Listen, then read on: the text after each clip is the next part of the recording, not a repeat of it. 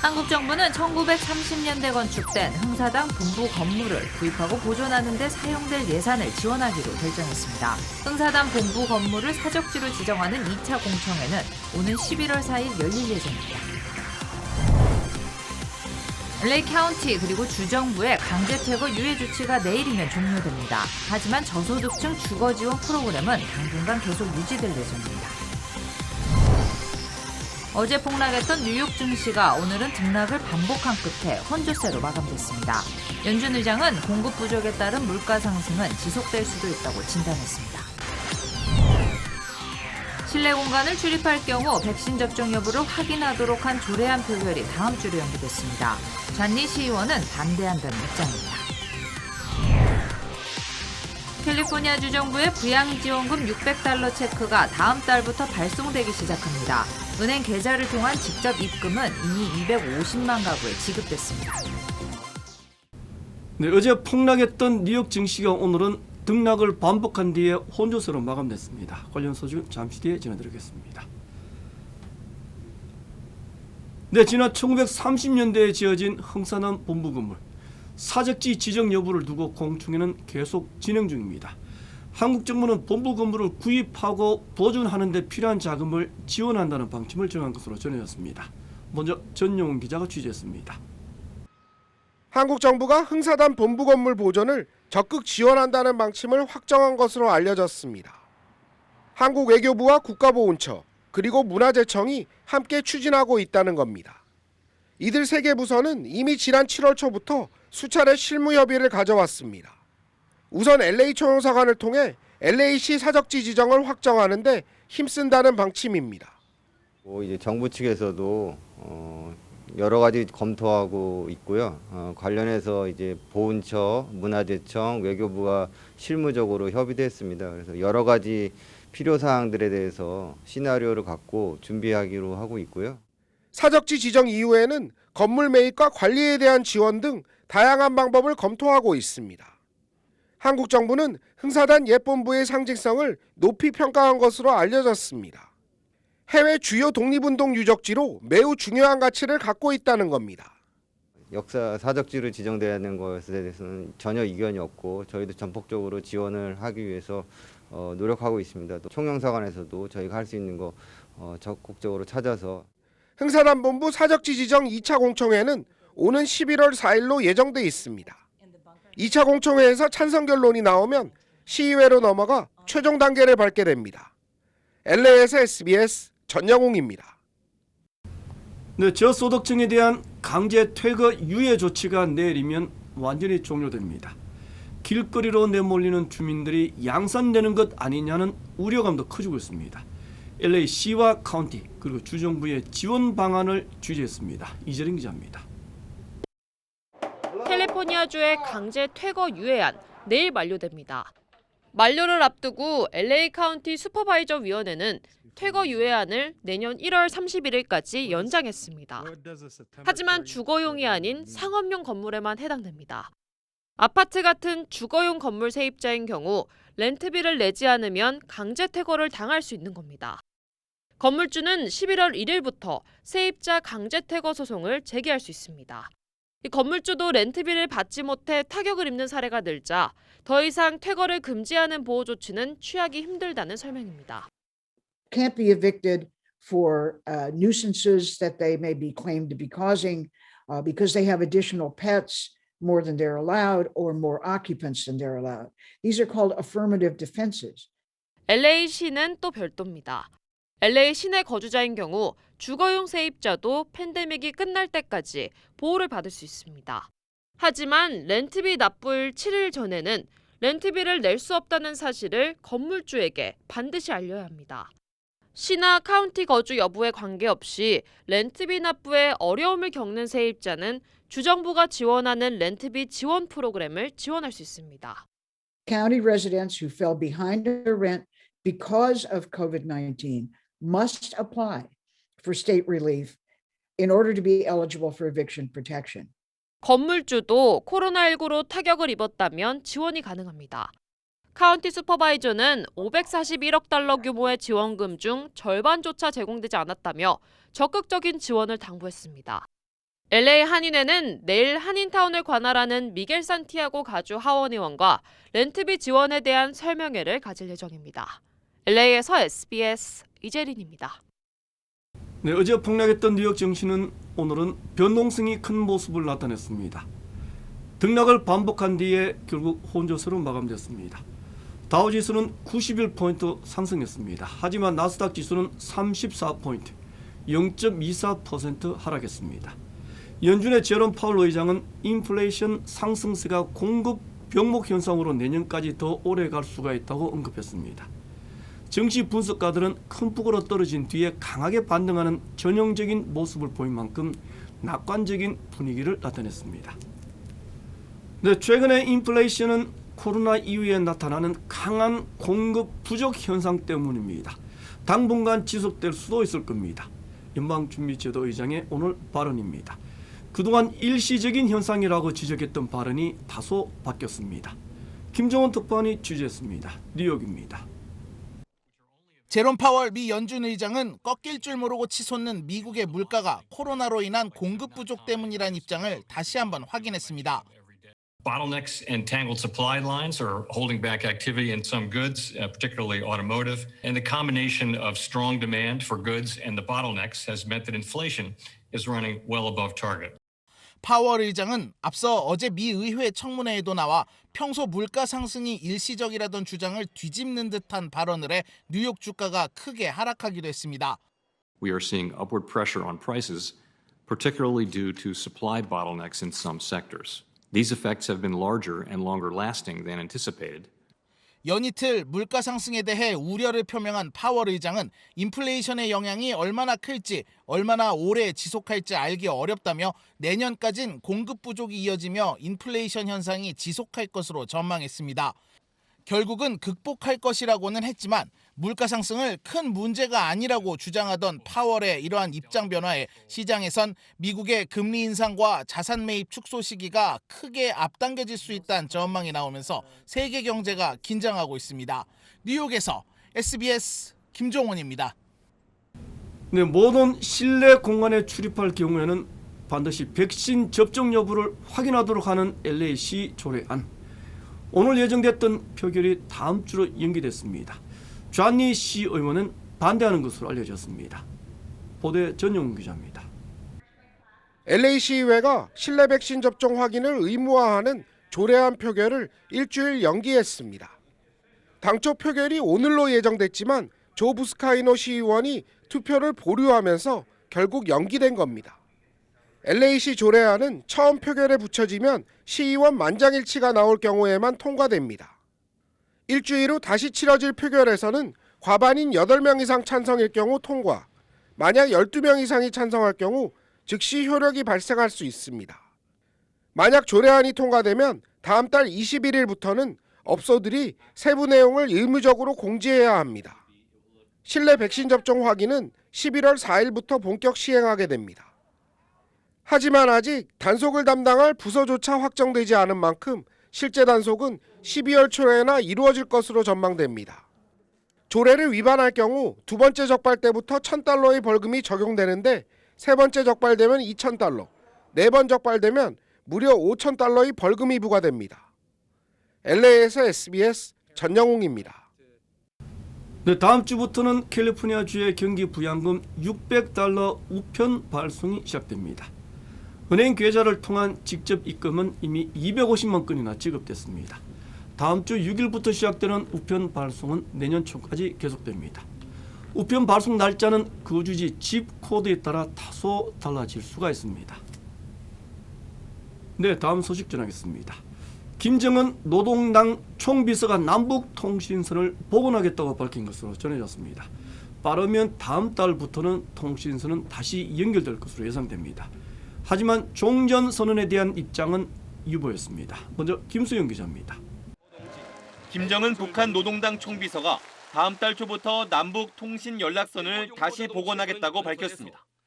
노동신문은 김정은 총비서가 최고인민회의 시정연설에서 경색돼 있는 남북관계를 하루빨리 회복되고 민족의 기대와 염원을 실현하기 위해 일단 다음 달 초부터 단절됐던 남북통신 연락선들을 다시 복원할 의사를 표명했다고 전했습니다.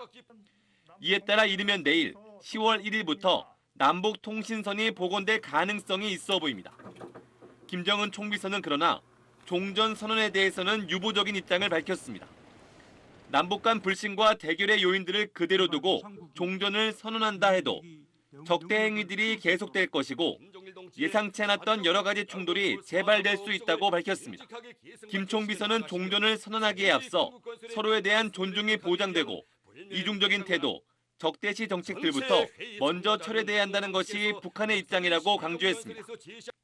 김 총비서는 지금의 남북 관계가 냉각 상태를 해소하고 화해와 협력의 길로 나아갈지 대결의 악순환 속에 계속 분열의 고통을 당할지 선택의 갈림길에 놓여 있다고 주장했습니다.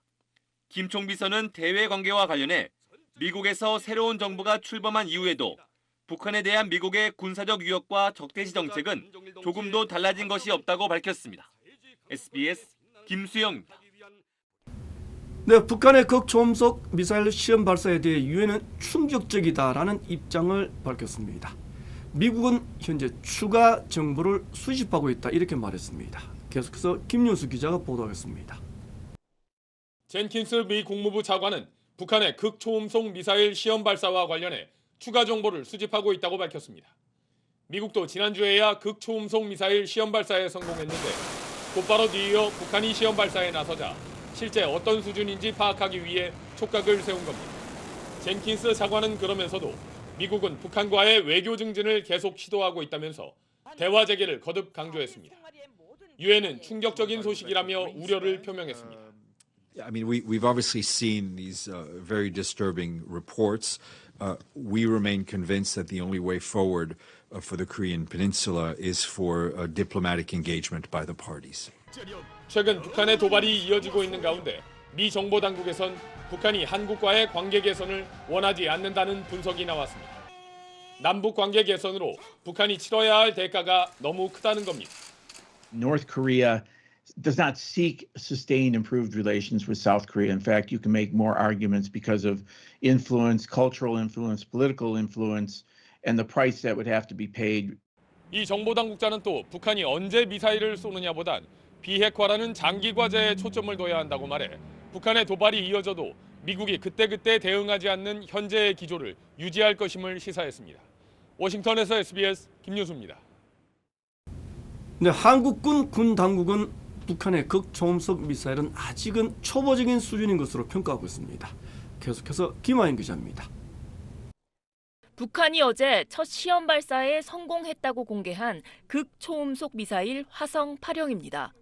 날개 달린 모습의 탄두부가 보입니다.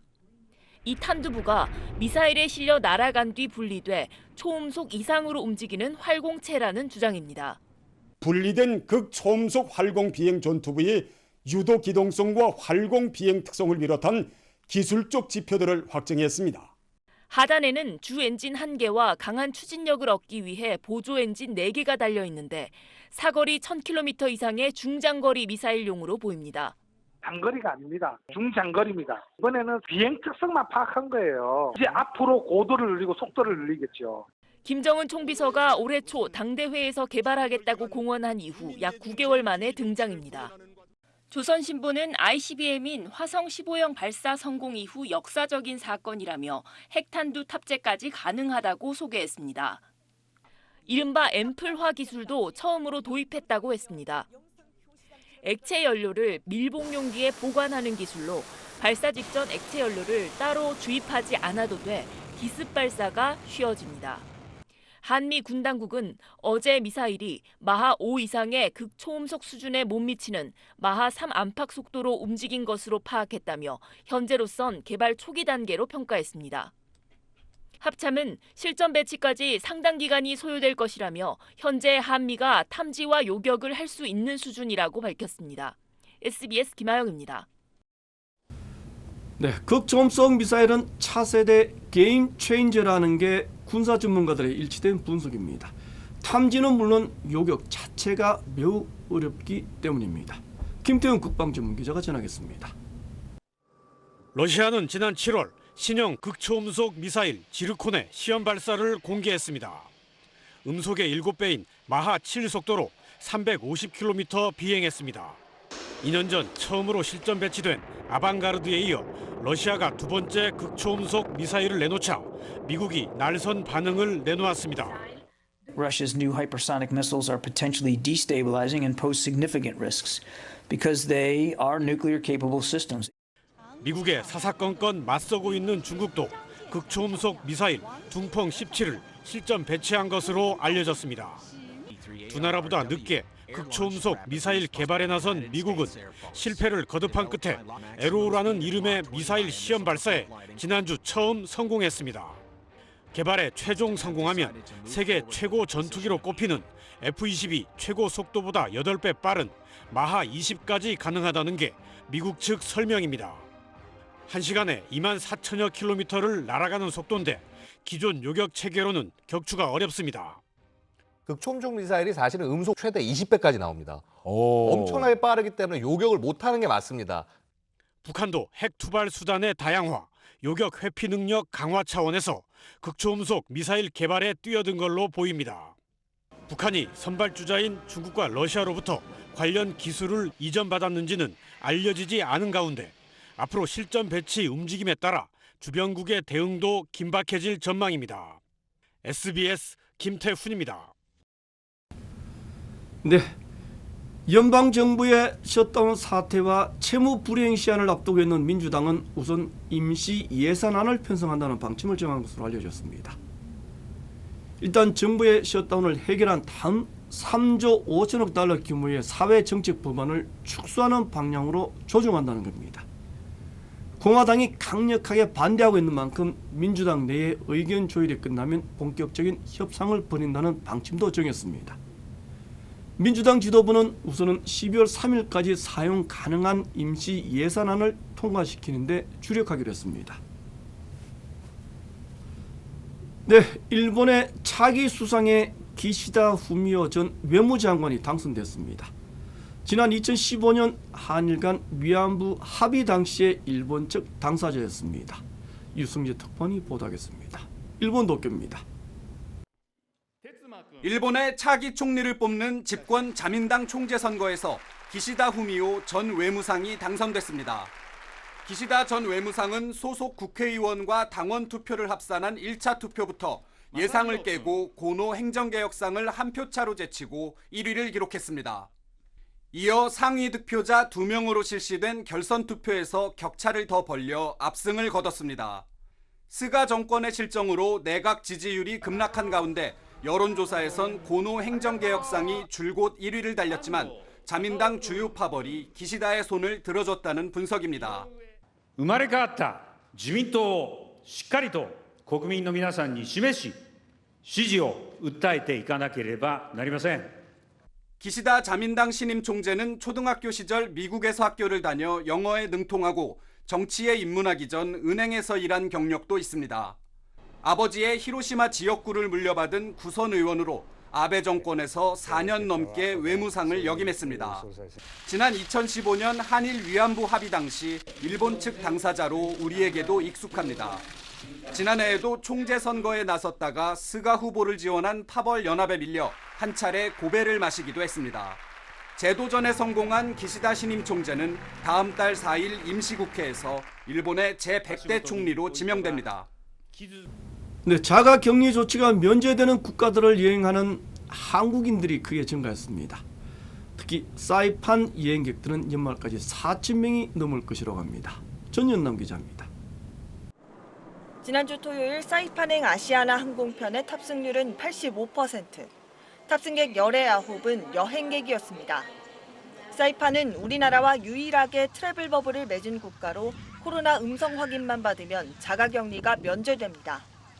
지난 6월 협약 체결 초기 한 달간 사이판을 찾은 여행객은 42명에 불과했지만 지난 추석 연휴에만 272명이 사이판 단체 여행을 다녀왔습니다. 올해 연말까지 사이판 여행을 예약한 한국인은 4,000명을 넘었습니다. 제주, 티웨이 등 저가 항공사의 사이판행 예약도 연말까지 90%를 웃돌고 있습니다. 12월까지 출발하는 사이판 상품이 출시 이틀 만에 1,300명이 예약이 들어왔고 백신 접종률이 증가하면서 하반기 여행 심리가 회복될 것으로 조심스럽게 기대하고 있습니다. 백신 접종률이 높아지면서 중단되다시피 했던 해외여행 기대감이 커지고 있습니다. 2차 하고 나니까 좀 더 그래도 겨울방학 이후에나 좀 더 확실하게 뭐 어디 여행을 가야겠다라는 계획을 그래도 구체적으로는 세울 수 있는 것 같아요.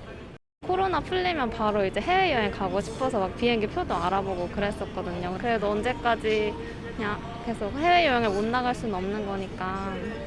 이번 달에만 21만 6천여 명이 국제선을 탑승하는 등 외국으로의 이동도 늘고 있습니다. 코로나 사태로 유례없는 위기를 겪었던 항공사와 여행업계는 일상과 방역 간 조화를 이루는 점진적 전환에 기대를 걸고 있습니다. SBS 전연남입니다.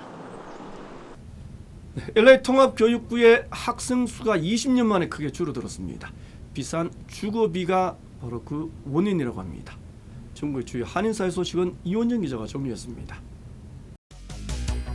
LA 통합교육부의 학생 수가 20년 만에 급감한 것으로 나타났습니다. LA 통합교육부는 코로나 팬데믹을 거치며 학생 등록률이 역대 최고치인 6% 감소해 학생 수가 2만 7천 명 이상 줄었다고 밝혔습니다. 원인으로는 비싼 집값과 생활비 등 경제적 요소와 온라인 수업이 가능한 홈스쿨링으로 전환한 학생들이 많아진 것으로 분석했습니다. 한인타운 청소년회관 KYCC가 LA 카운티 공원관리국과 공동으로 여가시설 개선을 위한 설문조사를 진행 중입니다. KYCC는 현재 카운티 내 일부 공원이나 산책로, 캠핑장 등 시설들이 관리 부족으로 훼손되거나 낙후된 상태라고 밝혔습니다. 많은 한인들이 설문조사에 참여해 한인 커뮤니티 인근 시설을 개선할 수 있게 되기를 바랐습니다. 냉동피자 디조르노 페페로니 피자가 리콜됐습니다. 식품안전검사국은 네슬레 USA의 디조르노 크리스피 앤 크러스트 페페로니 피자에 표기되지 않은 알러지를 유발할 수 있는 콩 단백질이 함유되어 있다며 리콜한다고 밝혔습니다. 리콜된 피자는 지난 6월 30일 생산됐습니다. 오클랜드에서 30대 한인 남성이 무장 강도에게 충격을 당한 사건이 발생했습니다. 손모 씨는 밤 10시쯤 한 식당에서 식사를 투고해 차량에 타려다 흑인 남성이 총을 겨누고 가방을 빼앗으려고 실랑이를 하는 과정에서 총알 2발이 발사됐지만 다행히 맞지 않았다고 밝혔습니다. 용의자는 현장에서 도주했습니다. 샌디에고 한인회가 오는 일요일 관광명소인 발버파크에서 한국문화축제를 개최합니다. 한인회는 오후 2시 반부터 1시간 반 동안 진행되는 이번 행사에 한국 무용과 태권도, 북춤, 그리고 케이팝을 선보일 예정이라고 밝혔습니다. 네, 성남시 대장동 개발 사업자를 선정하는 과정을 주도했던 유동규 전 본부장. 현재는 잠적한 상태입니다. 검찰은 출국 금지 조치를 취하고 본격 수사에 착수했습니다. 안희재 기자가 취재했습니다. 화천대유 소유주 김만배 씨를 비롯해 검찰이 출국 금지 조치한 의혹의 핵심 인물 중엔 유동규 전 성남도시개발공사 기획본부장이 포함됐습니다. 유 전 본부장은 대장동 개발 사업자 선정 과정에서 핵심 역할을 한 인물로 사업자로 선정된 화천대유 측이 막대한 이익을 챙길 수 있는 구조를 설계한 사람으로 거론되고 있습니다. 유 전 본부장은 최근 한 언론과 인터뷰에서 자신과 관련한 이런 의혹들을 부인하고 공개석상에서 모습을 감춘 상태입니다. 성남 지역 리모델링 주택 조합장 등을 거치며 이재명 지사와 인연을 맺고 옛 성남시설관리공단에 입사한 그는 이후 성남도시개발공사 기획본부장으로 채용되는 과정에서 시의회를 중심으로 겸직 논란과 자질 논란이 불거지기도 했습니다. 이듬해엔 대장동 개발 사업이 본격적으로 전개되자 사장 직무대리 자리에 있으면서 실무 담당자였던 정모 변호사와 함께 화천대유 측이 주도한 성남회들이 우선 협상 대상자로 선정되는 과정 등에 깊이 관여한 걸로 전해졌습니다. 그 뒤 경기관광공사 사장에 임명됐다 임기 종료를 9달 앞둔 지난해 말 갑작스레 공직을 나온 유 전 본부장은 최근 성남도시개발공사에서 함께 일했던 정 변호사와 함께 유원홀딩스를 꾸리고 부동산 개발업 등에 나선 걸로 알려졌습니다.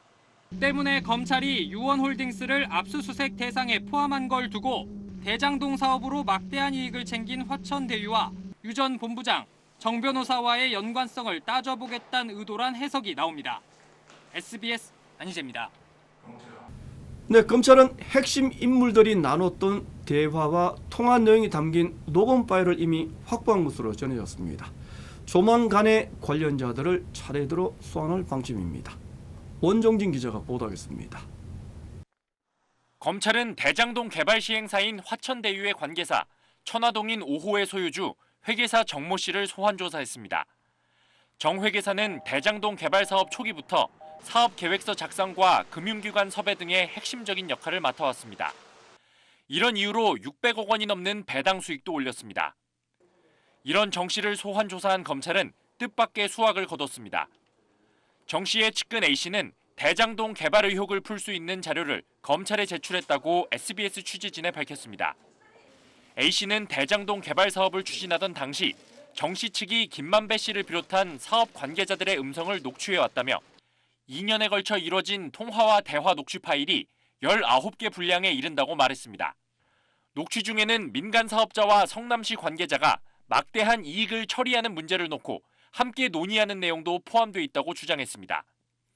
검찰 관계자도 녹취 파일을 제출받은 사실을 확인하며 수사 초기 단계에서 의혹을 풀어나가는 실마리로 보고 있다고 밝혔습니다.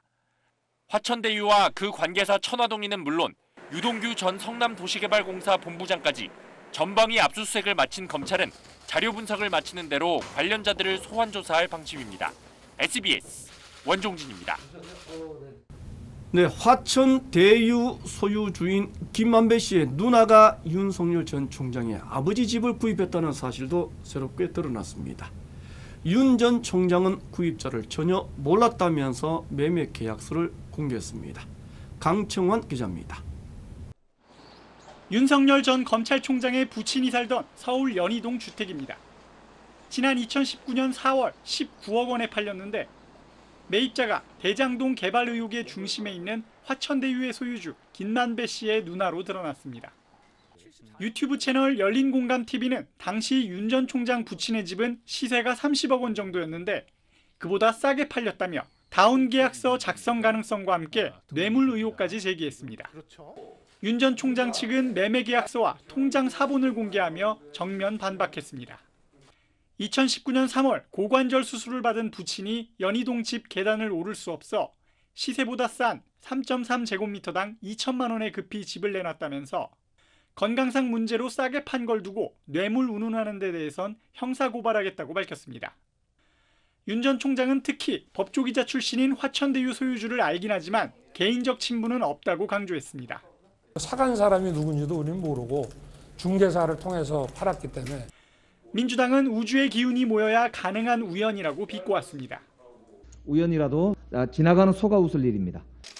국민의힘 경쟁자들 가운데선 홍준표 의원이 참 기이하고 정상적이지 않다고 했고 유승민 전 의원 측은 우연의 일치가 왜 하필 둘 사이에 일어났을까라고 촌평했습니다.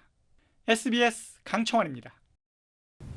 네, 경찰은 국민의힘 장제원 의원의 아들인 장용준 씨를 내일 소환 조사할 예정입니다. 음주 운전 그리고 폭행 혐의까지 추가할 것으로 전해졌습니다. 한성희 기자입니다. 장용준 씨는 지난 18일 술에 취한 채 교통사고를 냈습니다. 경찰을 밀치며 소동을 벌이다 결국 음주 측정까지 거부했습니다. 조사가 어려울 정도로 술에 취한 상태라며 경찰은 장 씨를 귀가 조치했습니다. 사건 발생 12일 만인 오늘 장 씨가 서초경찰서에서 첫 피의자 조사를 받습니다. 2년 전 만취 사고 이후 집행유예 기간에 다시 일을 저지른 장 씨에 대해 경찰 조사가 너무 늦지 않느냐는 비판이 잇따랐는데 경찰은 그동안 혐의를 추가하기 위해 증거 수집에 집중한 것으로 알려졌습니다. 장 씨는 무면허와 음주 측정 거부, 공무집행 방해 등 3개 혐의를 받고 있는데 경찰은 여기에 음주운전과 상해 혐의를 추가 적용할지 검토하고 있습니다. 이와 관련해 경찰은 장 씨의 음주 사실을 뒷받침하는 증거로 술 마시는 장면이 담긴 CCTV 영상과 주문 내역 등을 확보한 걸로 전해졌습니다. CCTV 등 객관적인 증거를 토대로 음주량을 특정할 수 있다면 혈중 알코올 농도의 범위를 좁힐 수가 있습니다. 음주운전죄까지 성립할 가능성이 충분히 있다고 판단합니다. 또 음주 측정 요구 과정에서 폭행당한 피해 경찰로부터 진단서를 제출받았습니다.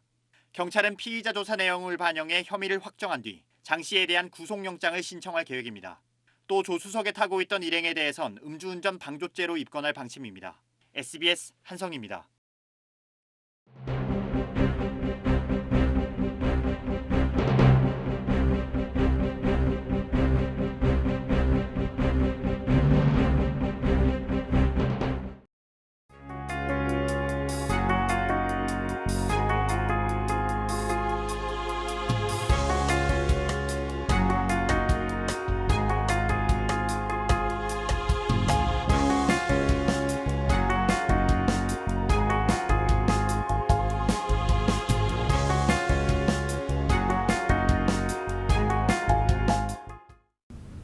오징어 게임이 선풍적인 인기입니다. 전 세계 76개국에서 드라마 1위라고 합니다.